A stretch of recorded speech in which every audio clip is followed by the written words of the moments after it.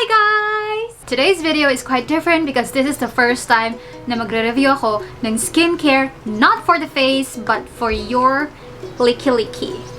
So I will be talking about these babies right here from Fresh Skinlab. It's their 2-in-1 serum deodorant. Okay, so isa-isahin natin. First one is the JEJU ALOE Eyes variant. So this is a 2-in-1 niacinamide serum deodorant. Meron siyang TheraCool complex. Ang goal nito is to get cool and even. It targets the uneven skin tone on your underarms. Plus, meron siyang TheraCool complex and niacinamide to moisturize your skin for a lasting cooling sensation. Next one naman is the Tomato Glass Skin, a very popular variant for the face. Pero this time, it's for the kilikili naman. So if you want to achieve smooth radiance, ito daw ang kailangan mo. So this is a 2-in-1 vitamin C serum deodorant. Meron naman siyang TheraGlass complex. It's for smoothing and polishing your underarm area, and it keeps your skin looking radiant with a lasting subtle glow. O diba? Glowing kilikili daw. Next variant is the Milk White. Kung gusto mo naman is keeping it bright. This one naman has a 2-in-1 Gluta-Boost serum, and meron naman siyang Thera White complex for intensive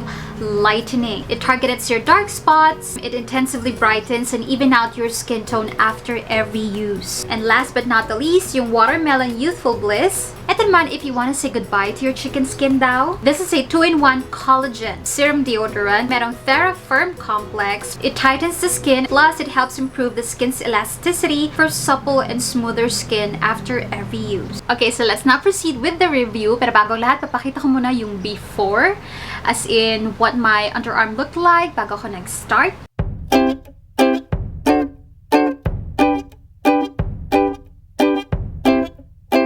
So, out of the 4 variants, dalawa yung ginamit ko. Dalawa lang yung kere ko i-try, guys, dahil dalawa lang naman ang aking underarms. So, I used the Watermelon Youthful Bliss because gusto ko i-target yung chicken skin ko. And then, I used the Milky White because I want to see kung ma-even out niya yung skin tone, underarm skin tone ko. But guys, let me give the situation. My underarms is not the prettiest. It's not the prettiest part of my body. I have severe chicken skin, uneven skin tone na nakuha ko from my pregnancy.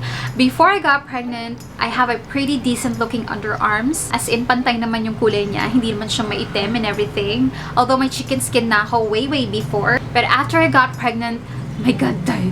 Alam mo yung nangitim yung kilikili at saka batok. Totoo yun. And then, akala ko after pregnancy, after giving birth, mawawala siya. But, with chikels, hindi siya nawala. Ako pala yung kailangan gumawa ng paraan para mawala siya. So, I was really excited nung nakita ko na merong options for chicken skin and for uneven skin tone, yung Fresh Skinlab. So, I used it for more than 7 days. You guys, eto yung napansin ko. Una sa lahat, I love the smell. Ang bango-bango. Yung Milky White, amoy powdery, baby powdery scent. And then yung Watermelon Youthful Bliss, amoy summery scent. Really refreshing. Parehas sila. I love the smell.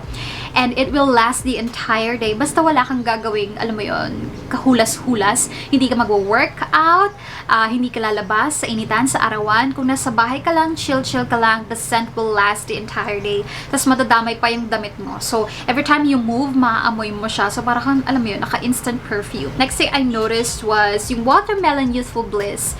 Hindi niya napawala yung chicken skin ko. But, hear me out. I don't think my chicken skin is going anywhere kasi as long as tumutubo yung hair ko, and I'm a very hairy person, you guys, and wala akong ginagawang mga treatment to get rid of my underarm hairs. So, alam mo yan, tutubo siya forever, never, amen? I don't think any product will make my chicken skin go away, but what this one did was it moisturized my underarm to the point na hindi galit na galit yung chicken skin ko. Still there, pero hindi siya yung parang umbok na umbok, hindi siya yung parang super halata.